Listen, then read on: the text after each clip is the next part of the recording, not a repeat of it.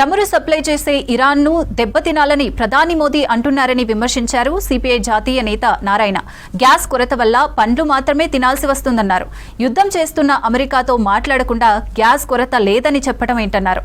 Gas కొరత ఉందనడానికి తానే example అని చెప్పారు నారాయణ. మార్కెట్లో గ్యాస్ కొరత కారణంగా పండ్లు ఫలాలు మాత్రమే తినాల్సి వస్తుందన్నారు. యుద్ధం ఆగేందుకు అమెరికాతో మోడీ మాట్లాడాలని సూచించారు నారాయణ. చివరికి పళ్ళు నిలుకొని బతకాల్సి పరిస్థితి ఏర్పడింది. కాఫీ టీ సంబంధం లేదు.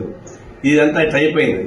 ఒకవైపు మోడీ ఏమో అన్ని చోట్ల బ్రహ్మాండంగా గ్యాస్ ఉంది, వంట గ్యాస్ ఉంది అని చెప్తా ఉన్నాడు.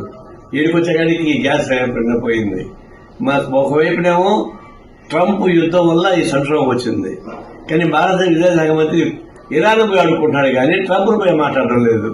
అంటే యుద్ధం చేసేవాడిని ఆపకుండా మన ఆయిల్ సప్లై చేసేవాడు దెబ్బతింటుంటే ఆయనది పోయి అడుక్కుని యుద్ధం ఆపని చెప్తాంటే ఎట్లా ఇది అది ఇంత అన్యాయం పరిస్థితి భారతదేశం ఏర్పడిపోయి ట్రంప్ కంట్రోల్ చేయకపోతా ఉంది.